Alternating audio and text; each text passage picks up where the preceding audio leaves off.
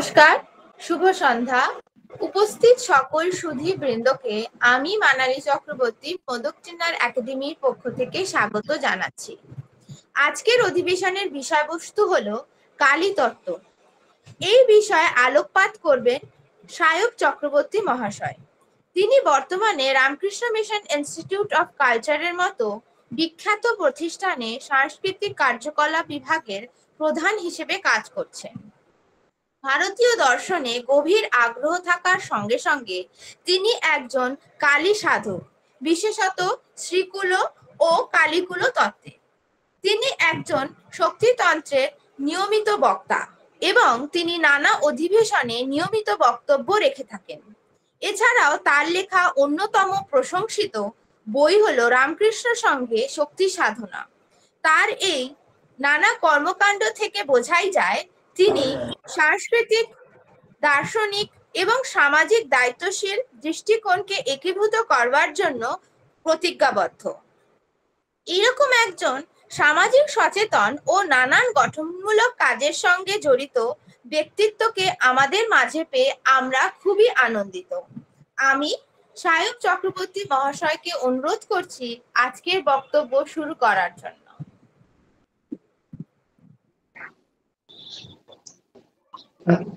আচ্ছা, প্রথমে আশা করছি আমার কথা সবাই শুনতে পাচ্ছেন। হ্যাঁ, শোনা যাচ্ছে। বেশ। গুরুর ব্রহ্মা গুরুর বিষ্ণু গুরুর্দেব মহেশ্বরঃ গুরু সাক্ষাৎ পরব্রহ্ম তস্मै শ্রী গুরবে নমঃ। কর্পূর গৌরম করুণাবতারম সংসার সারম ভুজগেন্দ্রহারম সদা বসন্তম হৃদয়ারবিন্দে ভবম ভবানী সহিতম নমামি। मूकं करोति वाचालं पङ्गुं लङ्घयति गिरिं यत्कृपात्वमहं वन्दे परमानन्दमाधवम्। गद्यपद्यमयीं वाणीं तर्कव्याकरणादिकम् अनाधितगतं विद्यां देहि दक्षिणकालिके। নমস্কার, সকলকে প্রণাম জানাই। বিশেষ করে মোদক একাডেমির পক্ষ থেকে শ্রী গণেশ মোদক মহাশয়কে এবং গার্গীদিকে আমি আমার সশ্রদ্ধ প্রণাম এবং কৃতজ্ঞতা জানাই। আমি বিশেষ করে লক্ষ্য করলাম যে জয়দা জয়েন করেছেন, অধ্যাপক জয় ভট্টাচার্য। জয়দাকেও আমি আমার প্রণাম জানাই এবং সেই সঙ্গে জয়দার মতো প্রাজ্ঞজন যারা রয়েছেন তাদের প্রত্যেকের কাছে আমি প্রথমে ক্ষমা প্রার্থনা করে নিচ্ছি যে যদি আমার আজকের এই আলোচনার মধ্যে কিছু, যদি নয় ভুল ত্রুটি তো থাকবেই, আশা করি তারা সেগুলি আমাকে সংশোধন করে দেবেন এবং যাতে ভবিষ্যতে এমন আর ভুল ত্রুটি কিছু না থাকে সেইটির জন্য তারা আমাকে আশীর্বাদ করবেন বা প্রার্থনা করবেন। গার্গীদিকে বা মোদক একাডেমিকে ধন্যবাদ এই আলোচনা করবার জন্য, আমাকে সুযোগ করে দেওয়ার জন্য। কারণ আমাদের দৈনন্দিন জীবনে তো সবসময় ভালো কিছু আলোচনার সুযোগ ঘটে না। আমরা জাগতিক নানান রকম কাজকর্ম নিয়েই ব্যস্ত থাকি। উচ্চ চিন্তা বা উচ্চ আলোচনার স্থান সেখানে খুবই সীমিত। সেখানে যখন এরকম কোনো অবসর আসে, আজকে আমরা হয়তো ভার্চুয়াল মাধ্যমে যোগাযোগ স্থাপন করেছি, তবু এটার জন্য আমি নিজেকে হয়তো প্রস্তুত করবার জন্য মাতৃচিন্তা করতে হয়েছে। সেই সুযোগ করে দেওয়ার জন্য আমি আপনাদের সকলকে আমার প্রণাম এবং কৃতজ্ঞতা জানাই। আমি আজকের আলোচনা বা শিরোনাম যদিও কালী তত্ত্ব দেওয়া হয়েছে বা আমি বলেছি, কিন্তু প্রথমেই একটি বিষয়ে আমার অপারগতা জানাই, এবং এটি শুধু আমার অপারগতা নয়, সর্বশাস্ত্র একটি কথা প্রথম থেকেই বলছেন যে এই কালীর তত্ত্বই বলি বা শক্তিরই তত্ত্ব বলি বা এই মহামায়ার তত্ত্বই যাই বলি না কেন, সেটি এত বহুধা বিস্তৃত যে স্বয়ং দেবাদিদেব মহাদেব পর্যন্ত, যার পাঁচখানি মুখ, তিনি অনাদি অনন্ত কাল ধরে সেই তত্ত্বকে বলবার পরেও আজকেও এই মুহূর্ত পর্যন্ত সেটিকে সম্যক রূপে তিনি বলে উঠতে পারেননি বা জ্ঞাত হতে পারেননি। রামপ্রসাদের সেই বিখ্যাত গান রয়েছে,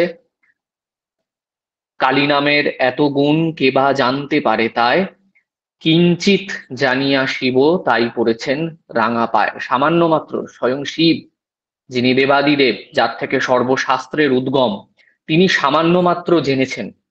সেই সামান্য মাত্র জানবার ফলস্বরূপ তিনি তার সর্বস্ব সেই দেবীর চরণে তিনি সমর্পণ করেছেন।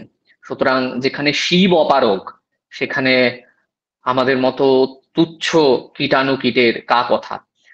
তবু আমাদের মাতৃতত্ত্ব বা এই শুদ্ধ তত্ত্ব যদি আমরা যত আলোচনা করব, আমাদের মন নির্মল হবে। ভাগবতে সেই যে কথা, ভুবি গৃণন্তিতে ভূরিদা জানাহা, আলোচনা করলে শ্রবণ মঙ্গল, সেটা আমাদের জন্য কল্যাণকর। তো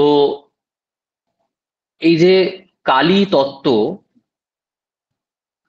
আমি এখানে কোন কালীর কথা বলছি এই একটা আলোচনার শুরুতেই এইটা একটা ভূমিকা করা প্রয়োজন, কেননা শাস্ত্রে বহুবিধ কালীর কথা আমরা জানতে পারি। সেটি দক্ষিণা কালীর কথা রয়েছে, বামা কালীর কথা রয়েছে, শ্মশান কালিকা রয়েছেন, রক্ষা কালী রয়েছেন, এমনকি পরবর্তীকালে তন্ত্রমার্গে যারা সাধন করেন তারা আরো বহুবিধ কালীর কথা জানতে পারেন, কামকলা কালী, গুজ্জ কালী, নির্বাণ কালী ইত্যাদি নানাবিধ কালীর কথা আমরা জানি। কিন্তু আজকে আমরা কোন কালীর কথা আলোচনা করছি, এইটা একটা প্রথমে প্রশ্ন আসতে পারে।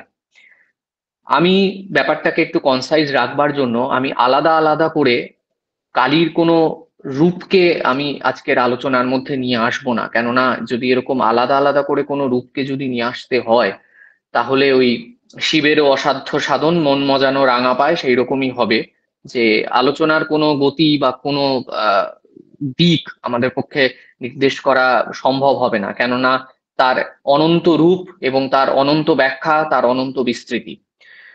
সুতরাং আমি এখানে ইন জেনারেল কালী এই শব্দটি বা এই কালীর দ্বারা আমরা কি বুঝতে পারি সেইটি সম্পর্কে আহ একদম বার্ডস আই ভিউ বলতে যা বোঝায়, মানে এর বেশি বলবার মতো ক্ষমতা আমারও নেই। সুতরাং যতটুকু ছোট করে বলা যায়, বা আমার মতো মানে অজ্ঞান মানুষ যতটুকু বলতে পারেন, আমি শুধু সেইটুকুই বলবো ইন জেনারেল কালী সম্পর্কে।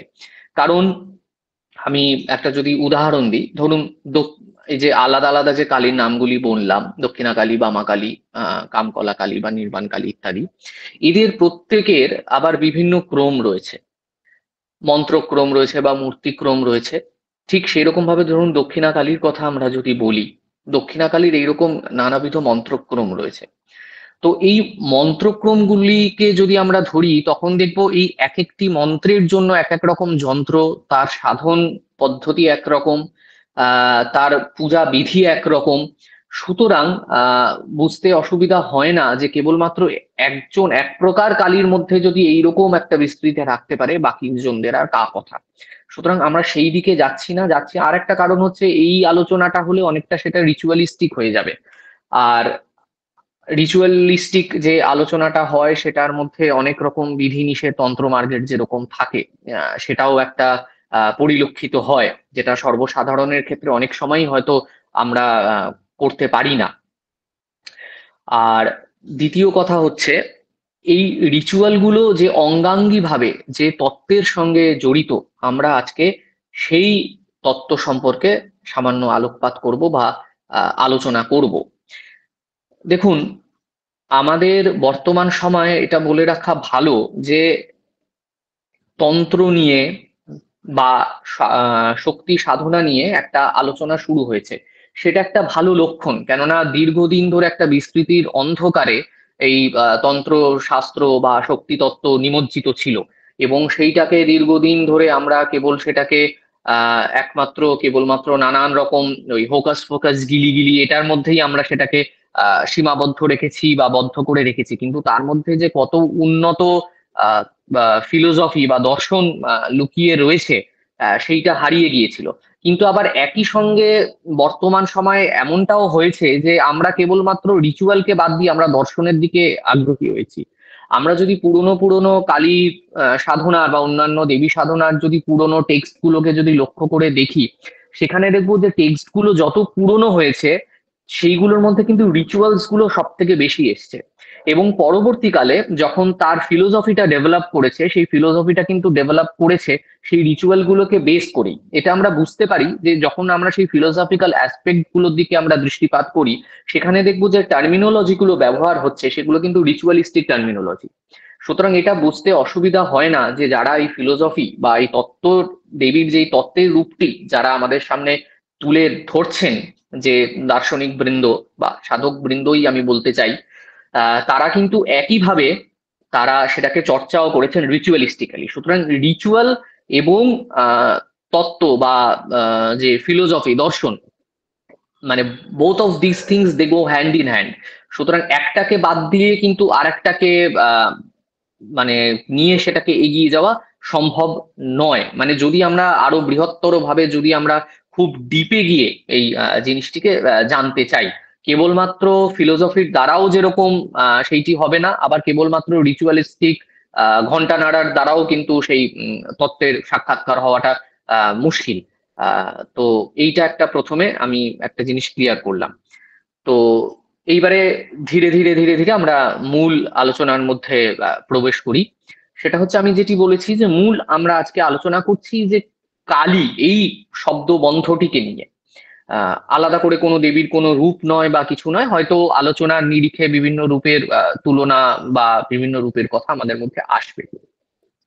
তো কালী এই শব্দটি আপনারা যদি চোখের সামনে যদি বানানটাকে চিন্তা করে দেখেন, তাহলে আমরা দেখব কয়াকার এবং লয় দীর্ঘি, খুব ছোট্ট একটি ব্যাকরণগত শব্দ।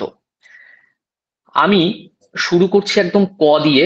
আমি কয়ের কথাটি বলবো এবং শেষকারের ইকারের কথাটি বলবো।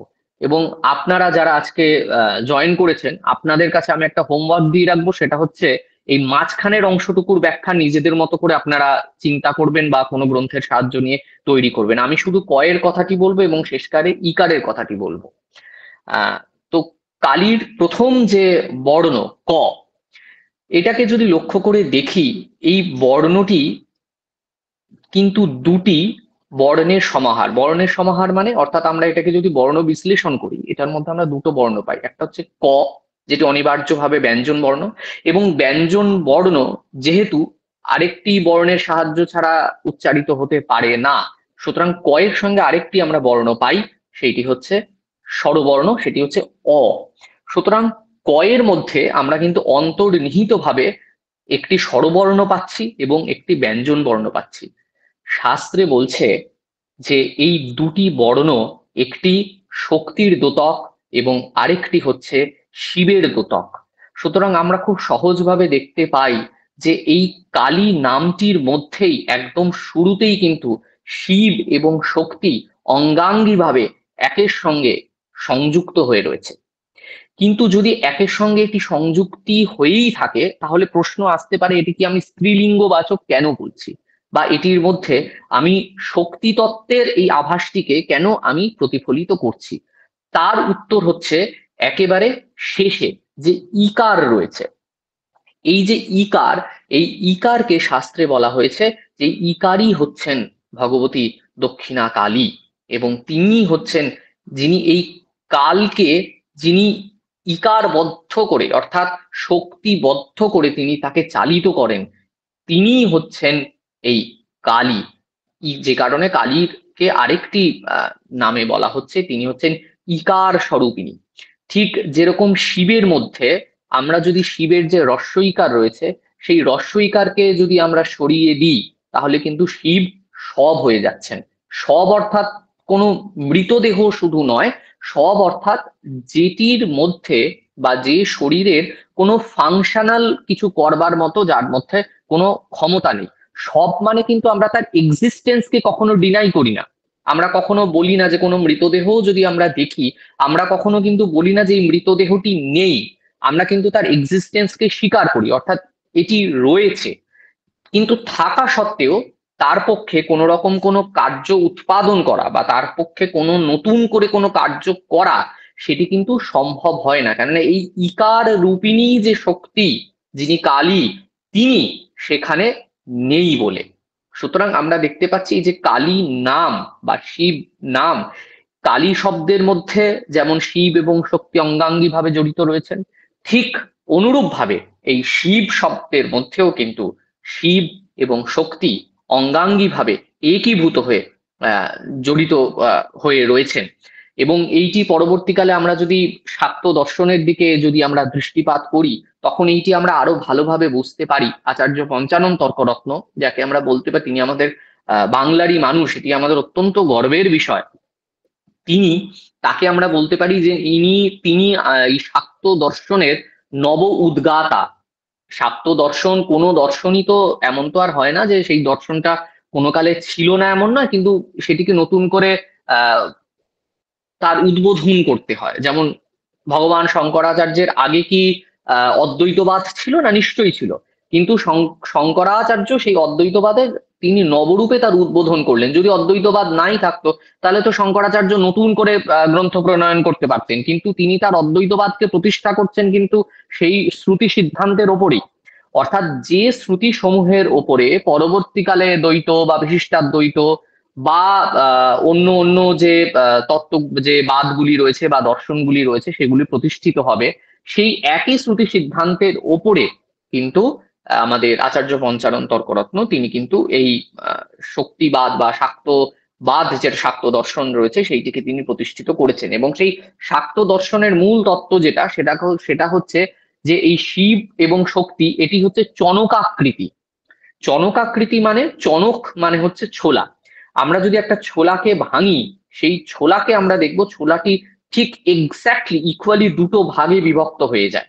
এই এক একটি ভাগকে আমরা মনে করতে পারি, একটি ভাগ হচ্ছেন শিব এবং আরেকটি ভাগ হচ্ছেন শক্তি। এই দুটিকে সংযুক্ত করলে তবে কিন্তু আমি কমপ্লিট যে ছোলা, সেটি আমি বলতে পারি যে this is the complete one. একটাকে বাদ দিয়ে আরেকটাকে কিন্তু আমরা গ্রহণ করতে পারি না। আমরা আজকে হয়তো আলোচনার মধ্যে পরবর্তীকালে এটা সম্পর্কে হয়তো আরেকটু ডিটেলস আলোচনা করব, সেই কারণে আমি এখন এটাকে বলছি না। ফিরে আসছি এই যে কালীর কথা যে আমরা আলোচনা করছিলাম।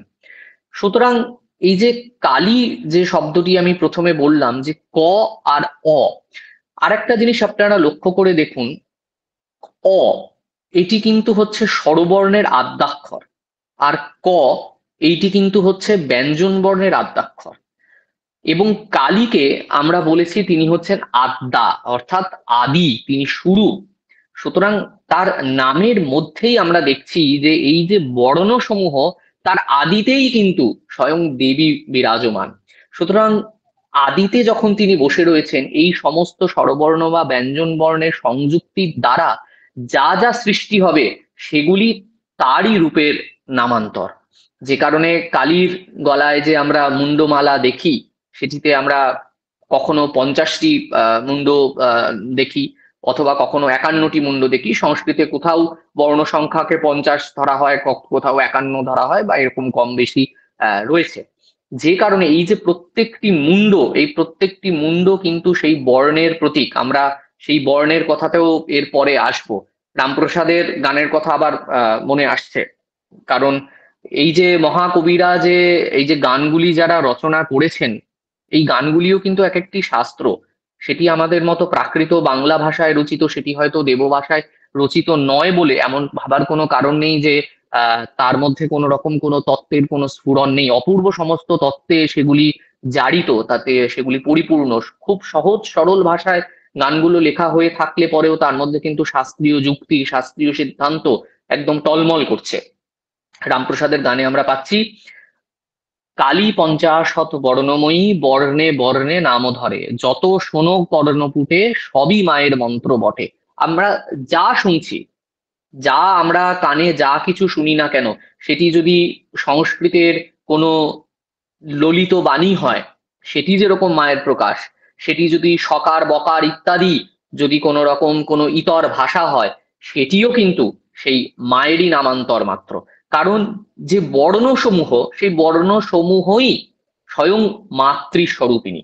সুতরাং তার দ্বারা যা যা যা কিছু তৈরি হবে, সেটি তো মাতৃময়ই হবে। যদি আজকে আমরা কিন্তু চিন্তা করে দেখবেন, আমরা কিন্তু রেগে যাই। আমাকে কেউ হয়তো একটা কোনো খারাপ কথা বললো, আমি তাতে রেগে গেলাম। আমরা কিন্তু রেগে যাই সেই শব্দের জন্য নয়, আমরা কিন্তু রেগে যাই সেই শব্দের মধ্যে যে ভাবটি নিহিত থাকে সেই ভাবটির জন্য কিন্তু আমরা রেগে যাই। হয়তো সকার বকারন্ত অনেক শব্দ রয়েছে যেটি আমার একেবারে কাছের কোনো বন্ধু আদর করে ভালোবেসে আমাকে বলছে, তখন কিন্তু আমরা রেগে যাই না। কিন্তু অচেনা কোনো মানুষ তিনি রেগে গিয়ে যখন সেই সেই একই শব্দ তিনি যখন প্রয়োগ করছেন তখন আমরা রেগে যাচ্ছি, ওই শব্দটা তো পরিবর্তিত হয়নি। সুতরাং আমার রেগে যাওয়া বা ভালো লাগা এটা কিন্তু শব্দের উপরে নির্ভর করছে না, নির্ভর করছে সেই অন্তর্নিহিত ভাবের উপরে। সুতরাং এই যে কালী পঞ্চাশত বর্ণময়ী, বর্ণে বর্ণে নাম ধরে, যা কিছু শুনছি, যা কিছু দেখছি, যা কিছু এই নাম রূপ রস যা কিছুকে আমি নির্দেশ করতে পাচ্ছি, এ সমস্তই কিন্তু কালী, কালীর বাইরে অন্য কোনো কিছু নয়। এইবারে শব্দের মধ্যে যদি আমরা লক্ষ্য করে দেখি, এই কালী শব্দটির মধ্যে আরেকটি শব্দ আমরা পাই যেখান থেকে এই কালী শব্দটি উৎপন্ন হয়েছে বা ডিরাইভ হয়েছে বলতে পারি, সেটি হচ্ছে কল। কল অর্থে, কলের বিভিন্ন প্রকার অর্থ রয়েছে। কল কলনাথ, কল জ্ঞান, কল গতি, কল নাদ ইত্যাদি। এই কলের বিভিন্ন ভাবে তার ব্যাখ্যা করা হয়েছে এবং আমরা দেখব যে এই প্রত্যেকটি ব্যাখ্যার সঙ্গে কালী নামের আশ্চর্য মিল বা আশ্চর্য বা সাযুজ্য। তো প্রথমেই আসি, আমরা যেটা বলছি কল কালনাথ, মহানির্বাণ তন্ত্রে একটি অপূর্ব শ্লোক আছে। কালী তত্ত্বে বা কালীকে নিয়ে যারা চর্চা করেন তাদের প্রত্যেকের কাছে এই শ্লোকটি, সকলের কাছে হয়তো প্রায় মুখস্থের মতোই হয়ে গিয়েছে। কলনাথ সর্বভূতানাং মহাকাল প্রকীর্তিত, মহাকালস্য কলনাথ ত্বাম আদ্যা কালিকা পরা। যিনি কালকে কলন করেন তিনি হচ্ছেন মহাকাল, এবং যিনি মহাকালকে কলন করছেন, গ্রাস করছেন, তিনি হচ্ছেন মহাকালী। কাল সর্বপ্রাণীকে গ্রাস করে। আমি হয়তো শ্লোকটা একটু এদিক ওদিক হয়েছে। যিনি সর্বপ্রাণীকে গ্রাস করেন তিনি হচ্ছেন কাল, সেই কালকে যিনি গ্রাস করছেন তিনি হচ্ছেন মহাকাল, এবং এই মহাকালকে যিনি গ্রাস করেন তিনি হচ্ছেন কালী। সুতরাং এই কালীর মধ্যে আমরা একটা সময়ের একটা দোতনা খুঁজে পাই, অর্থাৎ কালী হচ্ছেন কালাতীতা। তিনি যে সময় দাঁড়িয়ে রয়েছেন সেখানে সময় নেই, তিনি সময়ের পূর্ববর্তী অবস্থা। যে কারণে কালীকে আমরা দেখি তিনি হচ্ছেন মুক্তকেশী, অর্থাৎ তার পিছন দিকে তার কেশ ও জাল যে বিস্তৃত তিনি করে রয়েছেন, তার ওপারে কি রয়েছে সেই দিকে আমাদের দৃষ্টি ধাবিত হয় না, কারণ সেটি সময়, তিনি সময়াতীতা, তিনি সময়ের ওপারে।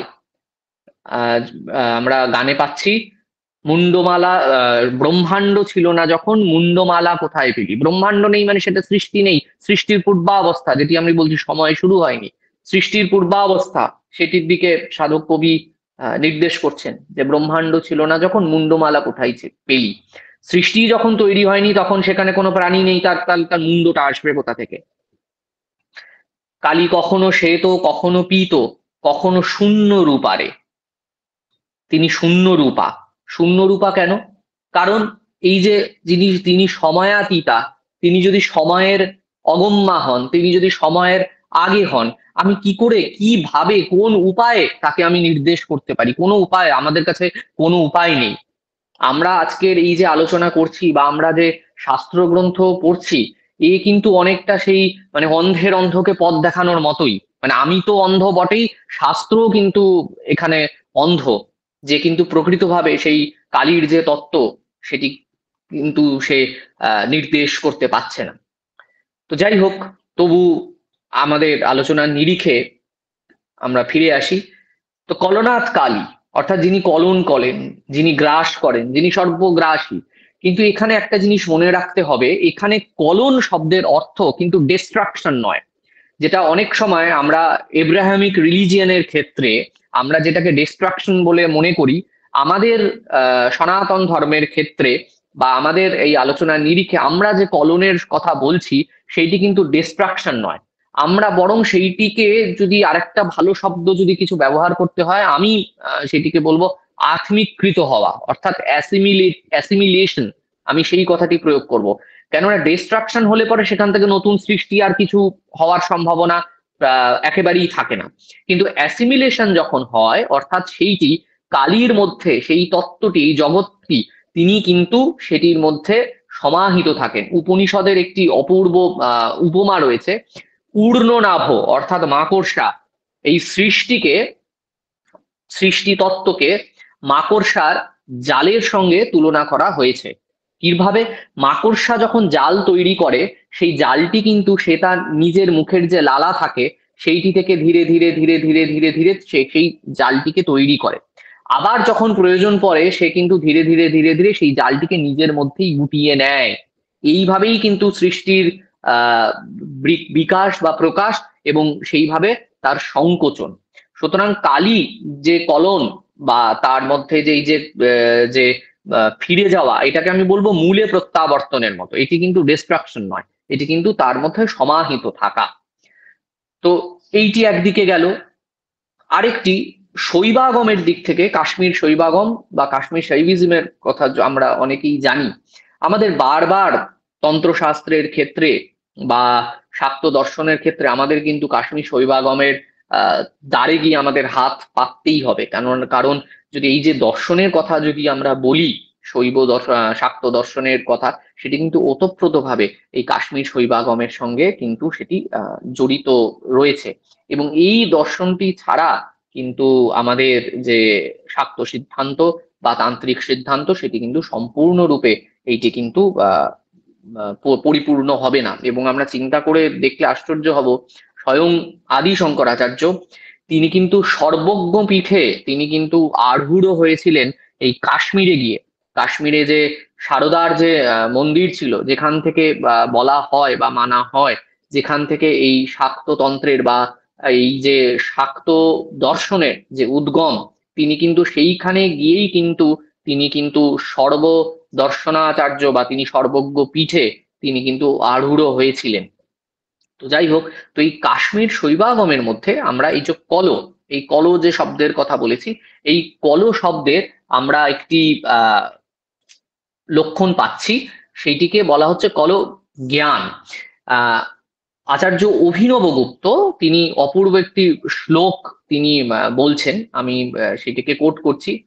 শেপ জ্ঞানম চ সংখ্যানাম গতির্নাদ ইতি ক্রমাৎ কলনাম কুর্বন্তি কালী কর্ষিণী ইতি বিধীয়তে। অর্থাৎ প্রথমে দেখছি শেপ জ্ঞানম, শেপ মানে হচ্ছে প্রজেকশন, প্রজেক্ট করা। তো তিনি কি প্রজেক্ট করছেন? প্রজেকশন মানে হচ্ছে নতুন কোন সৃষ্টির কথা এখানে বলা হচ্ছে। তো সৃষ্টির কথা এখানে কিভাবে বলছেন? ধরুন এই যে অনন্ত, দ্য ওশান অফ কনসাসনেস, যিনি পিওর চৈতন্য, যেটির মধ্যে কোন রকম কোন স্ফোট নেই। সুতরাং সেইখানে যদি কোন রকম কোন যদি স্ফোট না থাকে, সেটির মধ্যে কোন রকম কোন সৃষ্টি তৈরি হওয়া সম্ভব নয়। কালী হচ্ছেন এই যে পিওর, যে একেবারে সাগরের মতো অনন্ত এই যে কনসাসনেস রয়েছে, তিনি কিন্তু এই কনসাসনেসকে তিনি বিভাজিত করছেন, যাতে আমরা এই কনসাসনেসকে আমরা কোনো একটা নাম রূপের দ্বারা আমরা তাকে চিহ্নিত করতে পারি। এবং এই নাম রূপের দ্বারা যতক্ষণ না আমরা তাকে চিহ্নিত করতে পারবো, আমরা কিন্তু ব্যবহারিক দৃষ্টিতে তার সঙ্গে কোনো রকম কোনো বাক্যালাপ করতে পারবো না, সেটি সম্ভব নয়। আপনি অনন্তকে কিভাবে চিন্তা করবেন? আপনি অনন্তের সঙ্গে কিভাবে তার সঙ্গে সম্বন্ধ স্থাপন করবেন? সেটি সম্ভব নয়। এই যে অনন্ত চৈতন্য, ঈশাবাস্যমিদং সর্বম ইয়ৎ কিঞ্চিৎ জগত্যাম জগৎ, এই যে সমস্ত জগৎ, যে এই অখণ্ড সচ্চিদানন্দময়, এই যে অনন্ত, এই অনন্তের মধ্যে যে খণ্ড তৈরি হচ্ছে, এই খণ্ডই হচ্ছেন, এই যে খণ্ডকে যিনি তৈরি করছেন বা যার দ্বারা এবং যেভাবে, এই উপায় এবং উপেয়, এই দুইটিই হচ্ছেন কালী। এইটিকে আমরা বিভাজন করতে পারছি না। এই উপায় এবং যিনি এই উপায়ের সহায়, এই দুজনকে আমাদের বিভাজন করা সম্ভব নয়। ইনিই হচ্ছেন কালী। এই ফ্র্যাগমেন্টেশন, একটা খুব সাধারণ আপনাদের এক্সাম্পল দিচ্ছি। আচ্ছা, কখনো ভেবে দেখেছেন আমরা এই যে বাড়ির মধ্যে, আমরা ঘরের মধ্যে বসে রয়েছি, এই ঘরটা কি? এই ঘরটা কিন্তু একটা স্পেস। ঘরটার মধ্যে কিন্তু একটা আকাশ তত্ত্ব রয়েছে। যেখানেই কোনো রকম একটা খালি কিছু রয়েছে সেটার মধ্যে কিন্তু একটা আকাশ তত্ত্বের আমরা সেটার মধ্যে একটা সমাহার পাই। বেসিক্যালি আমরা কি করেছি, আমরা কিন্তু বাড়ি কিনিনি। আপনাদের কাছে এটা একটা অন্যরকম লাগতে পারে, আমরা কিন্তু কোনো বাড়ি কিনি না, আমরা বেসিক্যালি কিন্তু আকাশকে কিনি। বাড়িটা হচ্ছে তার খণ্ড প্রকাশ। আমি আর একটু বুঝিয়ে বলছি। একটা খোলা মাঠ দিয়ে যদি আপনাকে বলা হয় যে আপনি এখানে থাকুন, আমাদের কারো পক্ষেই সেখানে থাকা সম্ভব হবে না। সেই কারণে আমরা কিন্তু কতগুলো ইট কাঠ পাথর দিয়ে এই যে খোলা যে অনন্ত বিস্তৃত এই যে আকাশ, এই যে ভ্যাকুয়াম, এই যে স্পেস, এইটাকে আমরা খণ্ডিত করেছি।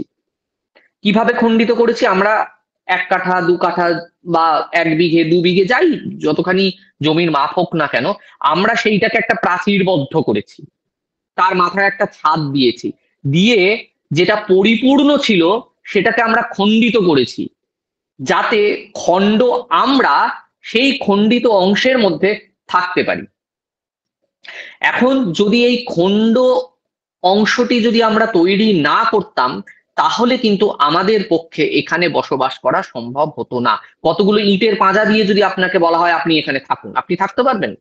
আমরা কেউই সেখানে থাকতে পারবো না। আবার সেরকম খোলা আকাশের মধ্যেও আমরা কেউ থাকতে পারবো না। তো এই ইটের পাঁজা, এইটিকে আপনারা মনে করুন এটি হচ্ছে কালী। এবং এই যে অনন্ত খোলা আকাশ, এইটি হচ্ছেন শুদ্ধ চৈতন্য কনসাসনেস বা শিব। এই ইটের পাজার দ্বারা আমরা সেই অনন্ত যে আকাশ বা অনন্ত চৈতন্য, তাকে আমরা খণ্ডিত করছি। আপনি খালি যা কিছু দেখছেন, যেখানে আপনি একটা কিছু রাখতে পারবেন, একটা বইয়ের তাক, সেটা একটা খালি অংশ, সেখানে একটা বই রাখতে পারবেন, এই কালি।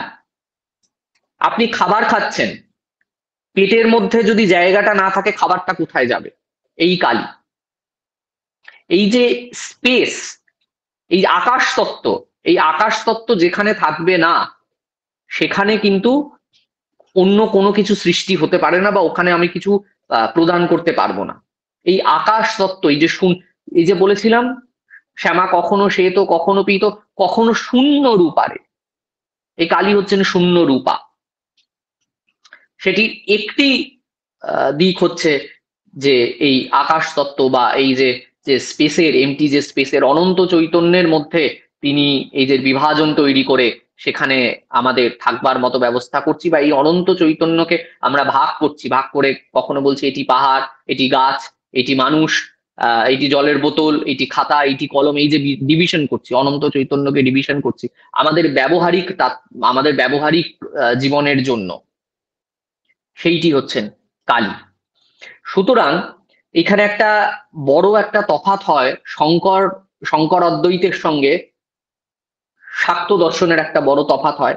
শঙ্কর অদ্বৈত যখন সর্বাং খালবিদাং ব্রহ্মের কথা বলছেন, সেখানে কিন্তু জগতের নাম রূপাত্মক যা কিছু রয়েছে, সেই নাম রূপের যে সত্যতা, সেটাকে আমরা অস্বীকার করি, সেইগুলিকে আমরা উপাধি বলে সেটিকে পরিত্যাগ করি। অথচ শাক্ত দর্শনের ক্ষেত্রে আমরা সেটাকে বলছি যে হ্যাঁ, এই নাম রূপগুলিও সত্য। সত্য কিভাবে? চিতি স্বতন্ত্রা বিশ্বসিদ্ধি হেতু, এইটি হচ্ছে শাক্ত দর্শনের সিদ্ধান্ত। এই নাম রূপগুলিকেও আমরা কিন্তু সত্য বলে স্বীকার করি, যখন আমরা সেই নাম রূপের আড়ালে যে অপরিমিত যে শক্তির লীলা বিলাস রয়েছে, সেটিকে যখন আমরা চিনতে পারি। রামপ্রসাদের একটি অপূর্ব গান রয়েছে, আবার সেই রামপ্রসাদের গানের কথাই বারবার ফিরে আসছি। তিনি সেই গানটি শুরু করছেন, এই সংসার ধোঁকার টাকি, এই সংসার ধোঁকার টাকি, অর্থাৎ এই সংসার মিথ্যা। কিন্তু এই গানটি যখন শেষ হচ্ছে, তিনি বলছেন এই সংসার মজার কুটি। তাহলে ধোঁকার টাকি মজার কুটি কি করে হচ্ছে?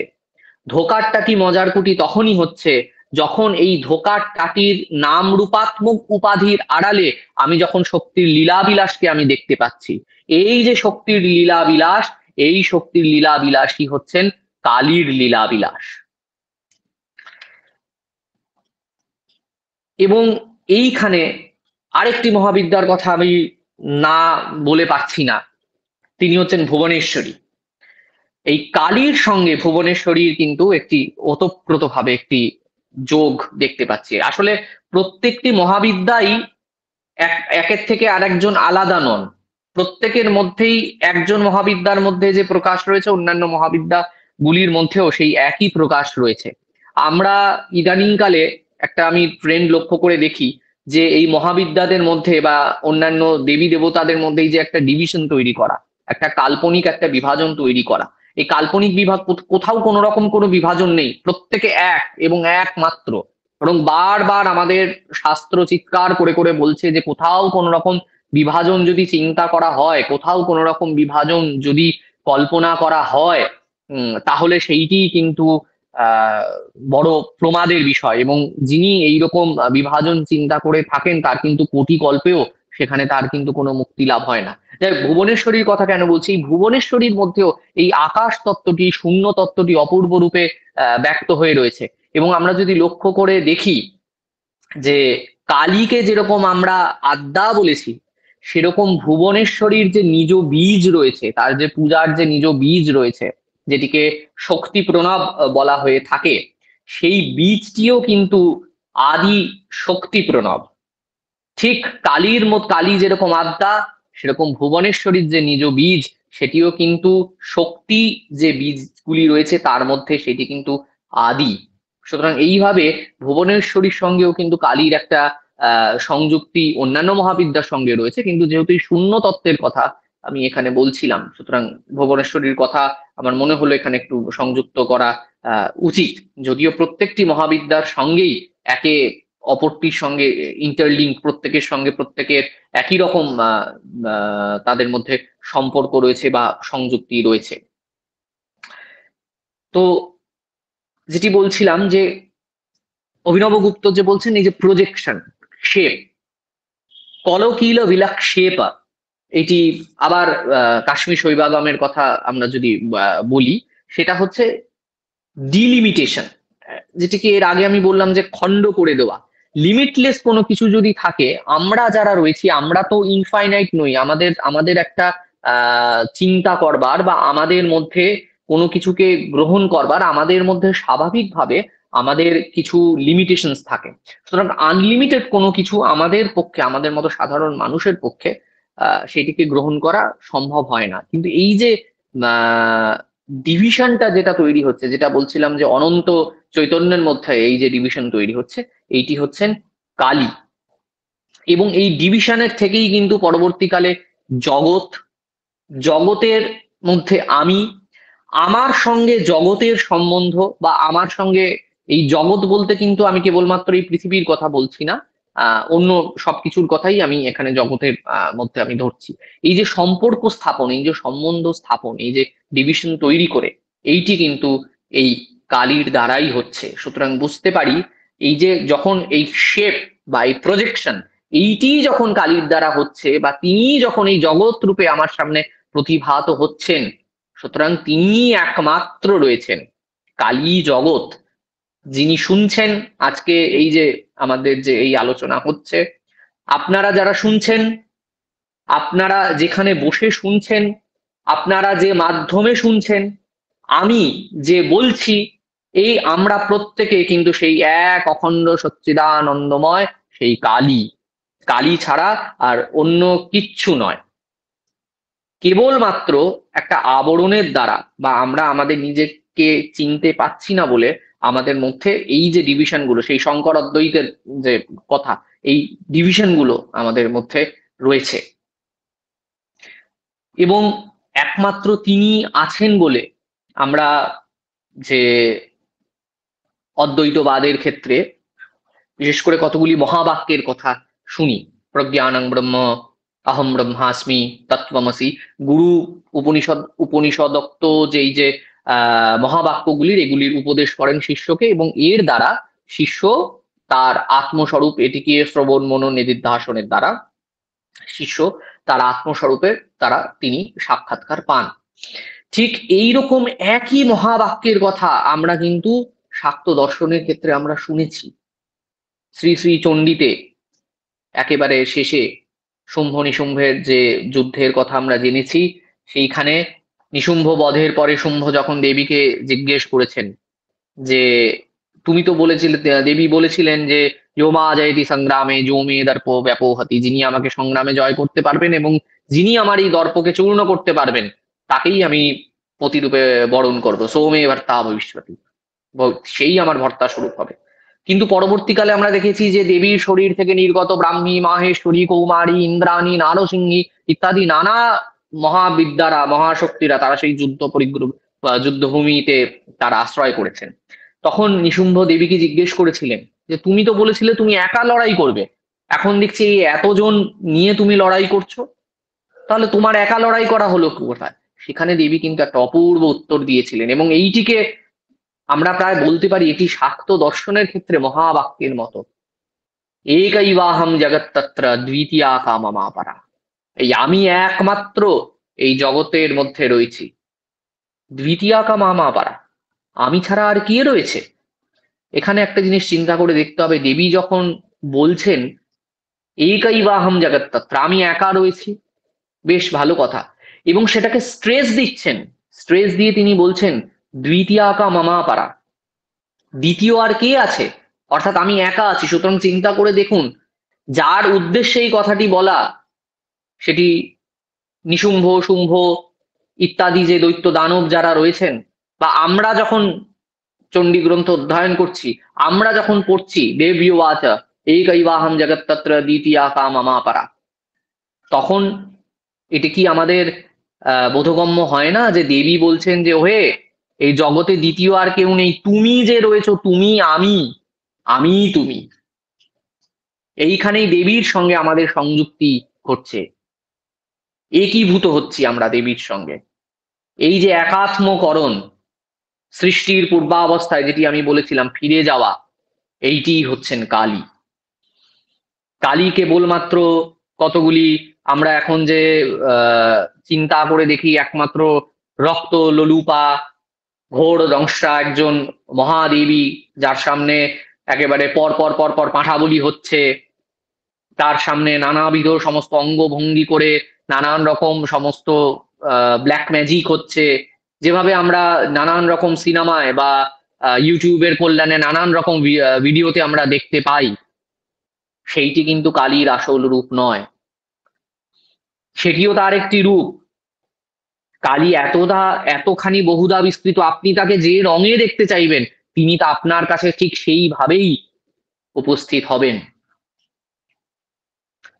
তো কালী সৃষ্টি, তার থেকেই সমস্ত এই সৃষ্টি তৈরি হচ্ছে। কাশ্মীর শৈবাগমের আরেকজন খুব বড় দর্শন দর্শন সাধক বা দার্শনিকের কথা বলতে পারি, স্মৃতিকণ্ঠ, আপনারা অনেকেই তার নাম শুনেছেন। তিনি অপূর্ব একটা শব্দবন্ধ ব্যবহার করেছেন।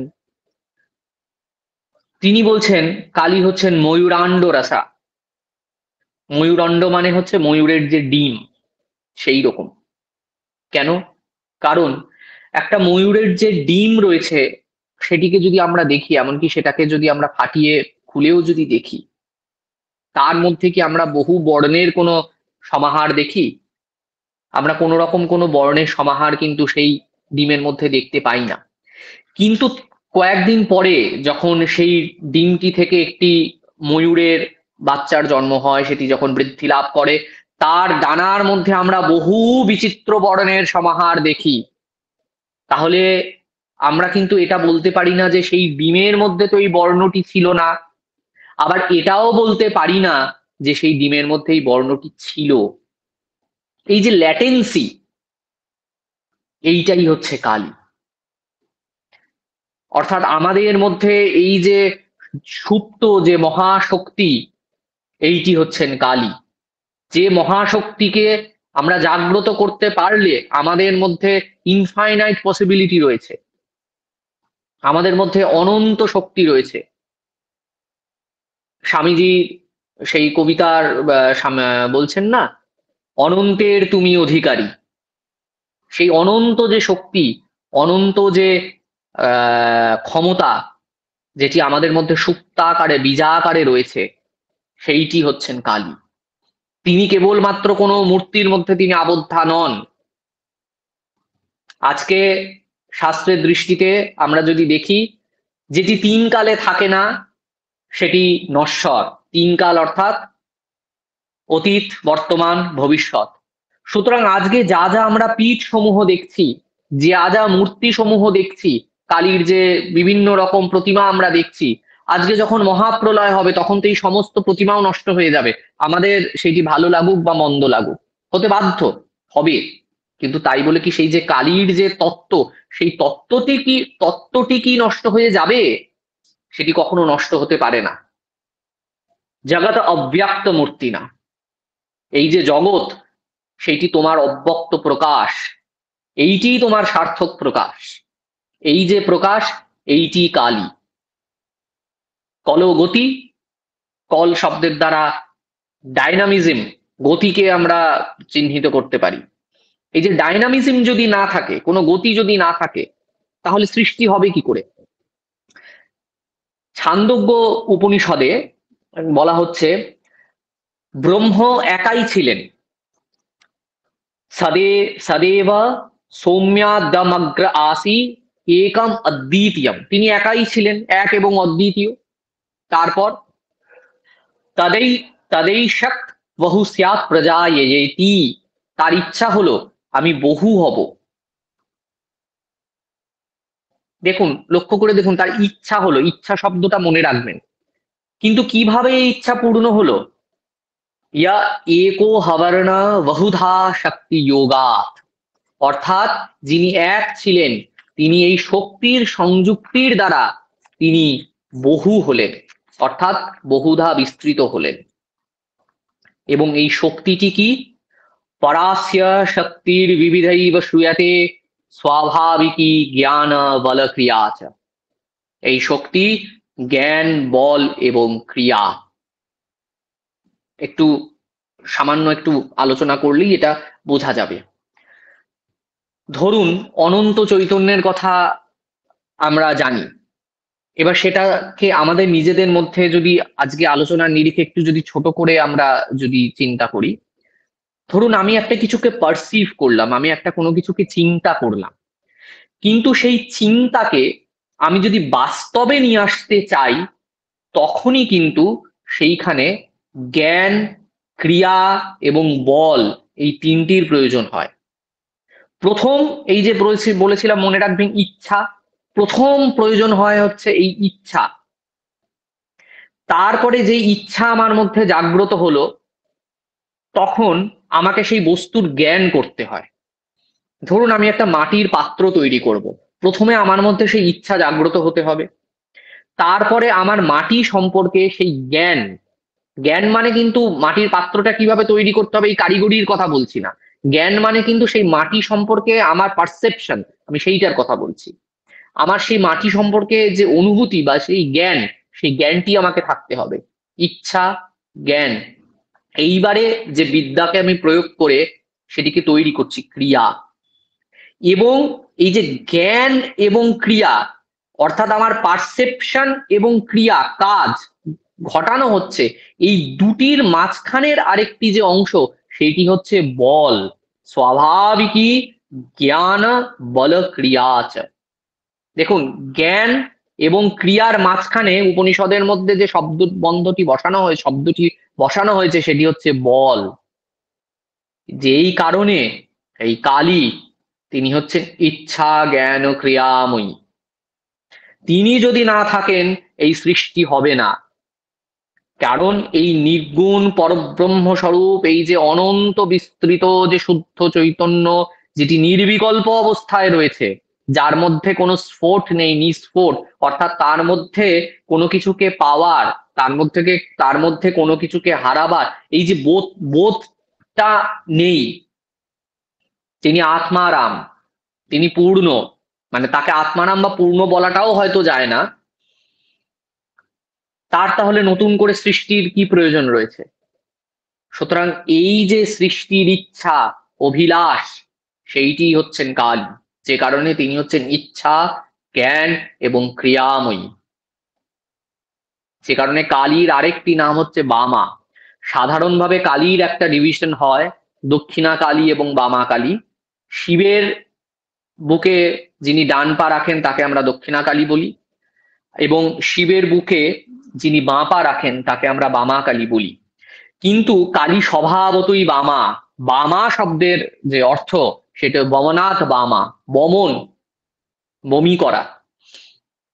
বমি করা মানে অর্থাৎ কালীর, আবার সেই রামপ্রসাদের গানে ফিরছি, কালীর উদরে ব্রহ্মাণ্ড প্রকাণ্ডতা জানো কেমন। তার মধ্যে সৃষ্টি সেই বীজ লুক্কায়িত রয়েছে, তিনি সেটিকে বমন করছেন, তিনি সেটিকে বমি করবার মতো তিনি সেই সৃষ্টিকে তিনি বার করে দিচ্ছেন, তিনি সেটিকে প্রসব করছেন। তার এই যে প্রসবের এই যে অবস্থা, সেই অবস্থাটি হচ্ছেন আবার ললিতা মহা ত্রিপুর সুন্দরী। তার মধ্যে যখন এই সৃষ্টির অভিলাষ জাগ্রত হয়, তিনি হচ্ছেন তখন তারা, যে কারণে তারার মধ্যে দেখি হালকা একটা গর্ভের সঞ্চার হয়েছে, হালকা তারার মধ্যে একটা হালকা ছোট্ট একটা ভুঁড়ির মতো আমরা দেখতে পাই। কালী হচ্ছেন সৃষ্টির পূর্বাবস্থা, যেখানে তিনি সেই নিষ্কল পরম চৈতন্য শুদ্ধ সত্য গুণময়ী, সেই অবস্থায় তিনি রয়েছেন কালী। যে কারণে কালীর একটা, আমরা সব সময় ভাবি যে কালী হচ্ছেন তমগুণময়ী, তমগুণময়ী, তার মধ্যে সমস্ত গুণ রয়েছে, কিন্তু তার মধ্যে কিন্তু এই শুদ্ধ সত্যের ভাবটিও রয়েছে, এবং অধিকাংশে রয়েছে। তিনি হচ্ছেন সেই শুদ্ধ সত্য গুণময়ী, যিনি সেই নির্গুণ নিষ্কল যে শিব। কালী বিগ্রহের দিকে যদি আপনারা লক্ষ্য করে দেখেন, সেখানে তার পদতলে সেখানে শিব শায়িত হয়ে রয়েছেন, কিন্তু তার দৃষ্টি নিবদ্ধ শিবের বুকের ওপরে যে কালী দাঁড়িয়ে রয়েছেন তার দিকে, অর্থাৎ শিব শুদ্ধ চৈতন্যের প্রতীক। সেই শুদ্ধ চৈতন্য যখন কোনো অ্যাকশনে আসবে, কোনো ক্রিয়ায় আসবে, যখন জ্ঞানে আসবে, কোনো পারসেপশনে আসবে, তখন তাকে শক্তির আশ্রয় গ্রহণ করতে হতেই হবে। যে কারণে শুদ্ধ চৈতন্য যখন অভিব্যক্ত হন, তাকে নির্ভর করতে হয় শক্তির ওপরে। এই শক্তি হচ্ছেন কালী। কালৌ কালী কালৌ কালী নান্য দেবা কালৌ যুগে। কালৌ নাদ, কল শব্দের অর্থ নাদ, শব্দ, যেটি একদম শুরুতেও আমি বলেছিলাম, ভাষা, ল্যাঙ্গুয়েজ। এবার নাদ, নাদের খুব সংক্ষেপে যদি বলি, আমাদের সময় শেষ হয়ে আসছে, খুব সংক্ষেপে যদি বলি, নাদকে আমি দুভাগে ভাগ করতে পারি। এক, প্রথম যে নাদের কথা আমরা যদি অব্যক্ত নাদের কথা যদি বলি, তাহলে সেই নাদ হচ্ছে এই জগৎ সৃষ্টির যে নাদ, প্রথম যে স্ফোট, সেই নাদ, যার দ্বারা এই জগৎকে সৃষ্টি হচ্ছে, যার দ্বারা এই জগৎ সৃষ্টি হচ্ছে।